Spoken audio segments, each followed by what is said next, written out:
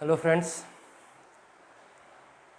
Polity की class में हम लोग इंडियन कॉन्स्टिट्यूशन के डेवलपमेंट पे डिस्कशन कर रहे थे। भारतीय संविधान का विकास कैसे हुआ, किन किन चरणों से होकर भारतीय संविधान के निर्माण की प्रक्रिया तक हम पहुंच पाए, भारत में क्यों संविधान बनाना पड़ा, उन सब बातों पे हम लोग चर्चा कर रहे हैं। उस क्रम में हम लोगों ने जहाँ से इंग्लिश रूलिंग स्टार्ट हुई भारत में, या यूँ कह लो कि जहाँ से रूल ऑफ लॉ आया इंडिया में, वहाँ से जो भी ग्रेजुअल डेवलपमेंट हुआ इस पूरे सिस्टम में, उसको हम लोग डिस्कस कर रहे हैं। उसी क्रम में आज हम लोग पढ़ने जा रहे हैं भारत परिषद अधिनियम 1909, 1909 का काउंसिल ऑफ इंडिया एक्ट।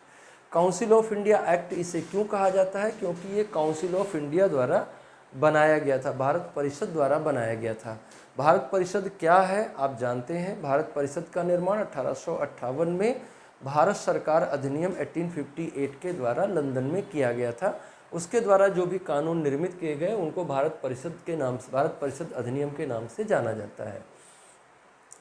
जिस अधिनियम की चर्चा अभी हम करने जा रहे हैं ये 1909 में बनाया गया था। उस समय के भारत सचिव थे मॉर्ले, ये थे भारत सचिव, और लॉर्ड मिंटो जो थे वो भारत के वाइसरॉय थे।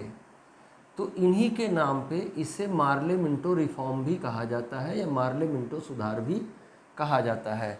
ये वाइसरॉय थे मिंटो और भारत सचिव थे मॉर्ले, तो इन्हीं के नाम पे उसको मॉर्ले मिंटो रिफॉर्म भी कहा जाता है।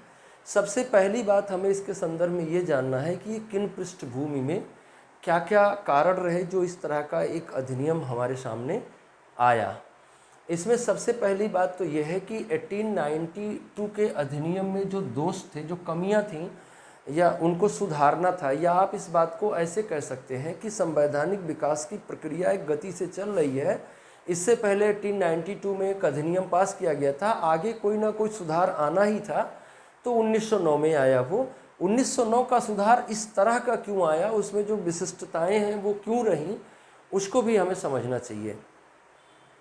क्यों उसमें ऐसे प्रोविजंस किए गए जो हम देखेंगे कि ये क्या क्या प्रोविज़न किए गए, तो ऐसे प्रोविजंस क्यों किए गए, इसका क्या कारण रहा, तो वो देखते हैं हम लोग।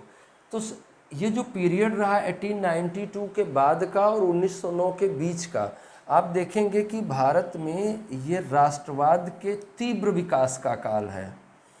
1885 से लेकर और 1909 जब तक की हम बात कर रहे हैं, ये भारत में संगठित व्यवस्थित राष्ट्रवाद के विकास का युग है।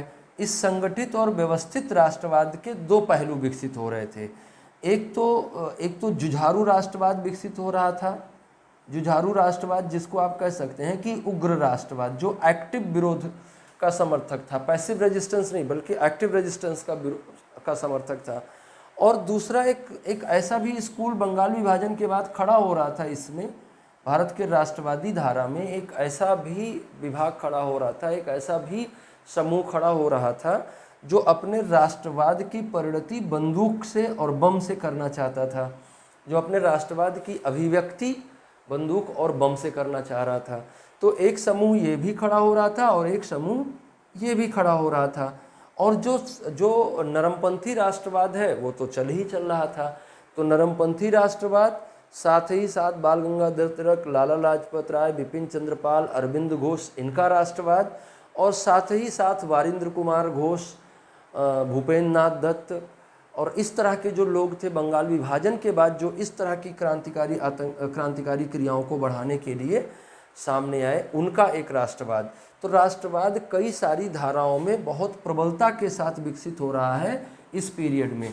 तो उग्रवाद और क्रांतिकारी राष्ट्रवाद का तेजी से विकास हो रहा है। इस बारे में अरुंडले कमेटी भी कह रही है कि भाई बहुत तेजी से राष्ट्रवाद का विकास हो रहा है। तो अरुंडले कमेटी किस तरह के रिफॉर्म की सिफारिश कर रही है, उसका भी प्रभाव रहा इसके प्रावधानों पर। एक बहुत बड़ा मुद्दा था कि ये जो राष्ट्रवाद विकसित हो रहा है इसको कमज़ोर कैसे किया जाए। तो इसको कमज़ोर करने का एक बहुत सरल सा मार्ग है। वो मार्ग क्या था? फूट डालो और राज करो। आप देखेंगे कि 1857 के बाद से क्रमिक रूप से भारतीय राष्ट्रीय क्रमिक रूप से भारतीय सरकार, ब्रिटिश भारत सरकार की नीतियों में एक महत्वपूर्ण परिवर्तन आया। वो महत्वपूर्ण परिवर्तन क्या था? फूट डालो और राज करो। तो फूट डालो और राज करो, आप ये नहीं समझिएगा केवल हिंदू और मुसलमानों में अंग्रेजों ने फूट डालने का प्रयास किया। आप जैसे जैसे इंडियन नेशनल फ्रीडम स्ट्रगल को पढ़िएगा तो आप देखिएगा कि सवर्णों को अवर्णों के खिलाफ लड़ाने का प्रयास किया गया। सो कॉल्ड अगड़ी जातियों को सो कॉल्ड पछड़ी जातियों के साथ संघर्ष की स्थिति में लाने का प्रयास किया गया। जो अलग अलग राष्ट्रवादी विचारधारा के लोग थे उनको आपस में लड़ाने का प्रयास किया गया। लेकिन अगर अंग्रेजों ने डिवाइड एंड रूल का कॉन्सेप्ट लिया, बांटो और राज करो की नीति की धारणा ली, तो सबसे वल्नरेबल ब्लॉक कौन सा था सोसाइटी का, जिसको सबसे पहले डिवाइड एंड रूल में ग्रिप किया जा सकता था? तो वो हिंदू और मुसलमान था। और उन्होंने हिंदुओं और मुसलमानों की जो एकता दिखी थी उनको 1857 के रिवोल्ट में, वो चाहते थे कि दोबारा ऐसी एकता इनके बीच में ना निर्मित होने पाए। समाज को कई हिस्सों में बांटना चाहिए हमको, और बांटने के बाद हर समाज में अपना मध्यस्थ समूह खड़ा करना चाहिए, और उस मध्यस्थ समूह को जिम्मेदारी देनी चाहिए कि वो बाकी समूह की राजनीतिक चेतना को दबा के रखे या राजनीतिक चेतना को गुमराह करके रखे। आगे जैसे जैसे राष्ट्रीय आंदोलन पढ़ेंगे तो आप देखेंगे कि बहुत सारे समाज के दूसरे लोगों को उन्होंने समाज की झंडा बरदारी ऐसे ही सौंप दी। तो सबसे पहले इन्होंने किसको टारगेट किया? मुस्लिम्स को टारगेट किया, और कहा कि भाई आप एक ऐसा संगठन बनाइए जो कांग्रेस की नीतियों का विरोध करे, भारतीय राष्ट्रीय आंदोलन को कमज़ोर करे। तो कुछ मुस्लिम एलिट्स ने एक नई पार्टी बनाई जिसको मुस्लिम लीग कहा गया। तो मुस्लिम लीग, या जिन मुस्लिम एलिट्स ने मुस्लिम लीग नाम का संगठन बनाया था, उनसे अंग्रेजी हुकूमत ने ये वादा किया था कि अगर आप भारतीय राष्ट्रीय आंदोलन को कमज़ोर करने के लिए मुस्लिम लीग नाम का संगठन बनाते हैं या ऐसा कोई ऑर्गेनाइजेशन बनाते हैं जो कांग्रेस की नीतियों का विरोध करती है, तो हम आपको आगे बढ़ाने का मौका देंगे, आगे बढ़ने का मौका देंगे। वो इंडियन मुसलमान बुक जो थी विलियम हंटर की, उसमें ये सारी बातें कही गई थी। तो अब मौका आ गया था। 1906 में इन्होंने मुस्लिम लीग का गठन कर लिया था। तो जो इन्होंने वादा किया था, इंग्लिश हुकूमत ने जो वादा किया था कि अगर आप राष्ट्रीय आंदोलन को कमज़ोर करेंगे तो हम आपको मजबूत करेंगे, तो वो भी देने की नौबत आई। तो वो देने के क्रम में 1909 का भारत शासन अधिनियम आया। तो आप देखिएगा कि 1909 का जो भारत परिषद अधिनियम पास हुआ, वो इन सब की पृष्ठभूमि में पास हुआ। मुस्लिम लीग को संतुष्ट करना था, सांप्रदायिकता को बढ़ावा देना था, अरुंडले कमेटी की रिपोर्ट को लागू करना था, उग्रवाद और क्रांतिकारी राष्ट्रवाद के विकास को रोकना था, और साथ ही साथ 1892 के भारत परिषद अधिनियम में जो बातें कही गई थी उनको और आगे बढ़ाना था, या उनमें और जो भी रिफॉर्म हो सकते थे वो किए जाने थे, है ना। भारत में जो नरमपंथी राष्ट्रवादी थे उनको संतुष्ट भी करना था। तो ये सारे उद्देश्यों के साथ 1909 में एक अधिनियम पास हुआ जिसके बारे में मॉर्ले ने लिखा कि हम दैत्य के दांत बो रहे हैं, और ये इसकी फसल जो तैयार होगी वो बहुत ही कड़वी होगी, और इसकी फसल इतनी कड़वी हुई कि उसकी कड़वाहट को हम लोग आज तक महसूस कर रहे हैं। अगर 1909 का भारत परिषद अधिनियम नहीं होता तो शायद पाकिस्तान भी नहीं होता। और पाकिस्तान, जब भी आप भारत विभाजन की बात करेंगे तो उसकी शुरुआत आप यहीं से करेंगे कि 1909 के भारत शासन अधिनियम ने कैसे मौका दिया मुस्लिम सांप्रदायिकता को आगे बढ़ने का। मुस्लिम सांप्रदायिकता को कैसे, आप देखें ना, एक अजीब सा गठजोड़ देखेंगे भारत के राष्ट्रवाद में। भारत में जैसे जैसे राष्ट्रवाद विकसित होता गया वैसे वैसे सांप्रदायिकता भी विकसित होती गई। सांप्रदायिकता और राष्ट्रवाद दोनों एक दूसरे के समानांतर भारत में बहते रहे। जब कभी हम सांप्रदायिकता पे बात करेंगे तो आपको उसको समझाएंगे कि भारत में सांप्रदायिकता का विकास कैसे हुआ। तो ये सारा सीन रहा जिसके चलते 1909 का भारत परिषद अधिनियम पारित किया गया। अब हम लोग इस मुद्दे पर बात करते हैं कि इसमें कौन कौन से प्रोविज़न किए गए और उनका क्या स्वरूप रहा, उनका क्या लाभ, क्या हानियाँ रहीं। तो सबसे पहला परिवर्तन कहाँ किया गया? केंद्रीय विधान परिषद में किया गया। केंद्रीय विधान परिषद के सदस्यों की संख्या 1892 के अधिनियम से हमने पीछे आपको पढ़ाया है कि 16 हो गई थी, और उसको बढ़ा के इन्होंने कितना कर दिया इस अधिनियम के द्वारा? 60 कर दिया गया। और ये कहा गया कि कम से कम आधे सदस्य गैर सरकारी होने चाहिए, मतलब कि गैर सरकारी सदस्यों की संख्या में भी वृद्धि हुई। तो आप ये कह सकते हैं कि केंद्रीय विधायिका का विस्तार किया गया, केंद्रीय शामिल किया गया। तो ये एक महत्वपूर्ण परिवर्तन के रूप में आप चिन्हित कर सकते हैं। इसके अलावा प्रांतीय विधान परिषदों का भी विस्तार किया गया और प्रांतीय विधान परिषदों के विस्तार के क्रम में बम्बई, मद्रास, बंगाल और संयुक्त प्रांत, इन 4 की विधान परिषदों की संख्या को 50 कर दिया गया। जो छोटे राज्य थे उनके संख्या को 30 रखा गया। केंद्रीय विधायिका और प्रांतीय विधायिका में जो सदस्य होते थे वो 1909 के अधिनियम के बाद 4 कैटेगरी के हो गए। एक सदस्य वो हो गए जो पदेन सदस्य होते थे। पदेन सदस्य वो सदस्य हैं जो केंद्र में गवर्नर जनरल की एग्जीक्यूटिव काउंसिल के साथ जुड़ गए थे और प्रांतों में गवर्नर की एग्जीक्यूटिव काउंसिल के साथ जुड़े हुए थे। तो गवर्नर और गवर्नर जनरल की एग्जीक्यूटिव काउंसिल के साथ जो सदस्य जुड़े वो कौन रह गए? वो पदेन सदस्य हो गए। पहले से ही इस तरह के सदस्य जुड़े हुए थे। इनके अलावा दूसरी कैटेगरी के सदस्य वो थे जिन्हें मनोनीत सरकारी सदस्य के रूप में चिन्हित किया जा सकता है। ये वो सदस्य थे जिन्हें वाइसराय नॉमिनेट करता था और ये सरकार के सदस्य भी होते थे, सरकार में भी शामिल होते थे। तो मनोनीत सरकारी अधिकारी भी एक समूह बनता था। और चौथा समूह था मनोनीत गैर सरकारी सदस्य। मनोनीत होते थे, नॉमिनेटेड होते थे, लेकिन ये नॉन गवर्नमेंट मेंबर्स होते थे, लेकिन ये नॉमिनेटेड होते थे, चुने नहीं जाते थे। और चौथा जो सबसे महत्वपूर्ण परिवर्तन हुआ वो क्या था? निर्वाचित सदस्यों को इसमें शामिल किया जाने लगा। दोनों ही विधायिकाओं में, चाहे वो केंद्रीय विधायिका हो चाहे वो प्रांतीय विधायिका हो, दोनों ही विधायिकाओं में निर्वाचित सदस्य आने लगे। निर्वाचित सदस्य कहाँ से निर्वाचित होंगे, कैसे इनका निर्वाचन होगा, इसके लिए 2 तरह की पद्धतियाँ विकसित की गई। एक साधारण निर्वाचन क्षेत्र था। साधारण निर्वाचन क्षेत्र का मतलब कि कोई भी क्षेत्र जो है, कोई भी विधानसभा या लोकसभा का जो भी क्षेत्र है, कोई भी कॉन्स्टिट्यूएंसी हो सकती है। इसमें मान लीजिए कि बहुत सारे जाति समुदाय के, बहुत सारे धर्म समुदाय के लोग यहाँ पर रहते हैं। तो इन सभी धर्म समुदायों में कोई हिंदू है, कोई मुसलमान है, कोई क्रिश्चियन है, कोई पारसी है, कोई कुछ है, अलग अलग धर्मों के लोग, बौद्ध है, जैन है, अलग अलग धर्मों के लोग सभी कॉन्स्टिट्यूएंसीज में रहते हैं। तो अगर साधारण निर्वाचन क्षेत्र है तो यहाँ से कोई भी इलेक्शन लड़ सकता है और सभी जो भी उनके निर्वाचन की शर्तों को पूरा कर रहे थे वो सभी इसमें मतदान कर सकते थे। साधारण निर्वाचन क्षेत्र मतलब साधारण निर्वाचन क्षेत्र, साधारण की कोई परिभाषा होती नहीं है।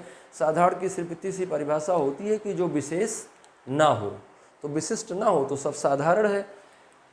पृथक निर्वाचन क्षेत्र मतलब विशिष्ट निर्वाचन क्षेत्र। कुछ निर्वाचन क्षेत्रों को सेपरेट इलेक्टोरेट सिस्टम के तहत लाया गया। सेपरेट इलेक्टोरेट सिस्टम का मतलब क्या था? सेपरेट इलेक्टोरेट सिस्टम का मतलब था कि किसी भी कॉन्स्टिट्यूएंसी को जिसे सेपरेट कॉन्स्टिट्यूएंसी अनाउंस किया गया है, पृथक निर्वाचन क्षेत्र घोषित किया गया है, उसमें केवल मुस्लिम कैंडिडेट ही चुनाव लड़ेगा। ये मुस्लिमों के लिए आरक्षित सीट होगी, लेकिन केवल मुस्लिम ही चुनाव लड़ेगा, इतनी ही व्यवस्था की गई होती तो इसको सेपरेट इलेक्टोरेट नहीं बल्कि रिजर्वेशन सिस्टम कहा जाता।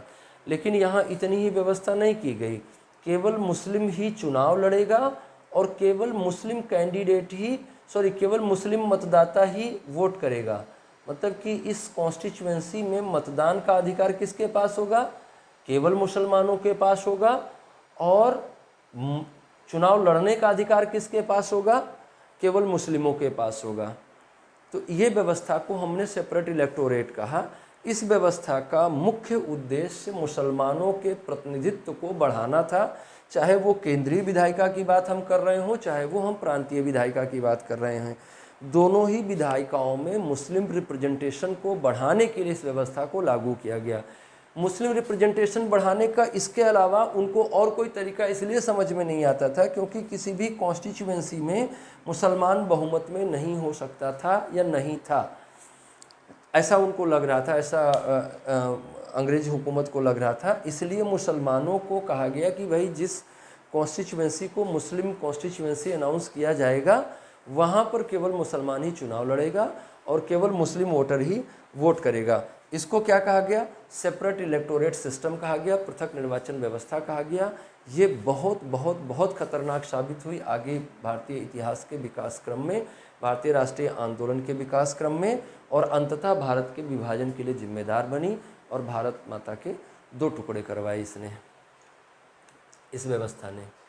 तो ये तो था उनके केंद्रीय विधान परिषद के सदस्यों की संख्या में विस्तार, उसकी शक्ति में भी विस्तार किया गया, और जो अधिकार पहले से दिए गए थे उन अधिकारों को और बढ़ाया गया और कुछ नए अधिकार भी दिए गए। क्या क्या अधिकार दिए गए? जैसे बजट पे विवेचना करने का अधिकार नहीं था, लेकिन बजट पर भी अब बहस करने का अधिकार भारतीय सदस्यों को दे दिया गया। परिषद के सभी सदस्यों को बजट में बहस करने का अधिकार दे दिया गया। भारतीय सदस्यों को बजट पर बहस करने के अधिकार के साथ ही साथ लोकहित में भी प्रश्न पूछने का अधिकार दे दिया गया। आप देखेंगे कि जब से भारतीय राष्ट्रीय कांग्रेस का गठन हुआ है तब से लगातार भारतीय राष्ट्रीय कांग्रेस इस बात की मांग कर रही है कि बजट को भारतीय हितों के अनुकूल बनाया जाए, रक्षा व्यय को कम किया जाए, और जो इस तरह के तमाम खर्चे दिखा दिए जाते हैं बजट में, जो इंडियन रिसोर्सेज से लेकर खर्च किए जाते हैं, वो सब कम किए जाएं।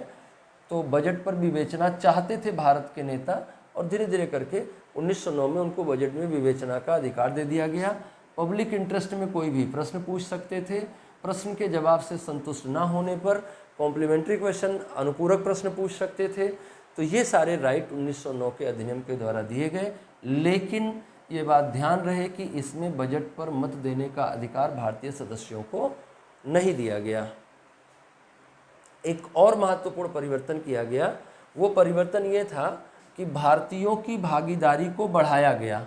तो भारतीयों की भागीदारी को आप देख रहे हैं कि यहाँ बढ़ाया जा रहा है, यहाँ के साथ साथ भारतीयों की भागीदारी को आप देखिएगा कि और भी जगहों पर बढ़ाया गया। वाइसरॉय की कार्यकारी परिषद में भी भारतीयों को शामिल करने की प्रक्रिया शुरू की गई, और भारत परिषद जो कि लंदन में होती थी, भारत परिषद, उसमें भी भारतीयों को शामिल किया गया। केसी गुप्ता और हुसैन बिलग्रामी, ये 2 लोग थे जिनको सबसे पहली बार भारत परिषद में शामिल किया गया। ये वो भारत परिषद है जिसकी चर्चा हमने 1858 में सबसे पहले करी थी कि 1858 के भारत शासन अधिनियम के द्वारा एक भारत परिषद का गठन किया गया था, और ये भारत परिषद जो है इसमें पहली बार भारतीयों को 1909 के अधिनियम के द्वारा शामिल किया गया।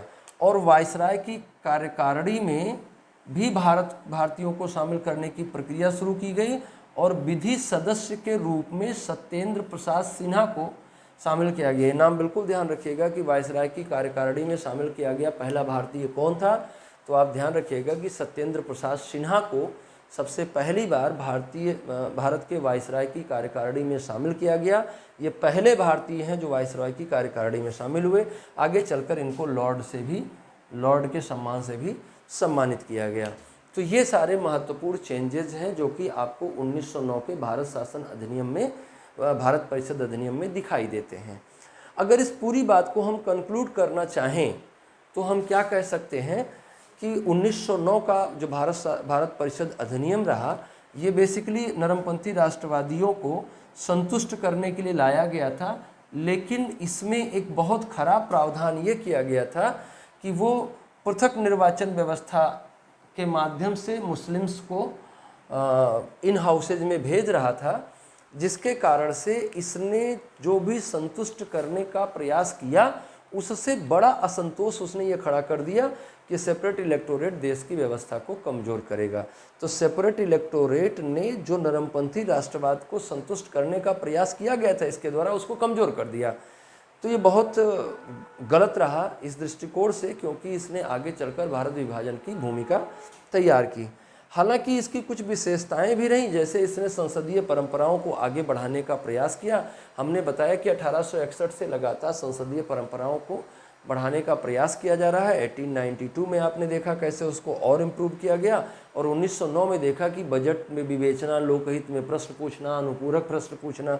तो धीरे धीरे करके आप देख रहे हैं कि जो पार्लियामेंट्री प्रोसीजर है वो धीरे धीरे करके इंडिया में मैच्योर हो रहा है। और आगे जब आप 1919 देखेंगे, 1935 देखेंगे, तो आप देखेंगे बिल्कुल परिपक्व संसदीय परंपराएं भारत में प्रारंभ हो रही हैं। तो संसदीय परंपराओं को इसने आगे बढ़ाया। इसने उदारवादी निरंकुशता पर बल दिया और सहयोग की नीति का विकास की। आप ये देख रहे हैं कि सहयोग की नीति विकसित हो रही है। उदारवादी निरंकुशता का मतलब यह है कि निरंकुशता बनी रही अंग्रेजी हुकूमत की, उसमें उदारवाद के तत्व भले ही आए, लेकिन उन्होंने किसी भी प्रकार का अधिकार आपको नहीं दिया कि आप जो है उनकी नीतियों को प्रभावित कर सकें। ना तो उन्होंने मताधिकार दिया और ना ही किसी ऐसे महत्वपूर्ण मुद्दे पर आपको नियुक्त किया जहां से आप अंग्रेजी नीतियों को प्रभावित करने की क्षमता रखते हों। तो ये उनकी उदारवादी निरंकुशता का एक मॉडल रहा। तो इस तरह से आप देखिए कि 1909 का अधिनियम क्या क्या प्रावधान किए गए, क्या उसकी पृष्ठभूमि रही, उसका निष्कर्ष क्या रहा, इन सब बातों पे हमने चर्चा करी। आपको ये पसंद आया होगा तो आप इसको लाइक करिए, कमेंट करिए, ज़्यादा से ज़्यादा लोगों में शेयर करिए। जितने आपके फ्रेंड्स हैं, जिनके जो भी आपके ग्रुप हैं, हम जानते हैं कि आप सबके पास बहुत सारे ग्रुप्स होते हैं, उनमें इस वीडियो को ज़्यादा से ज़्यादा शेयर करें, लाइक करें, कमेंट करें, चैनल को सब्सक्राइब करें और हमें बताएं अगर इसमें आपको कोई कमी समझ में आती है तो बताएं। और अगर आप कुछ और चाहते हैं, कोई और नए टॉपिक पे वीडियो चाहते हैं तो आप वो भी हमको बताएं, हम उस पर भी बनाने का प्रयास करेंगे। अगली क्लास में, अगले वीडियो में हम 1919 के भारत शासन अधिनियम पर चर्चा करेंगे और फिर 1935 के भारत शासन अधिनियम पर चर्चा करेंगे और भारतीय संविधान की प्रक्रिया को आगे बढ़ाएंगे। तब तक के लिए नमस्कार।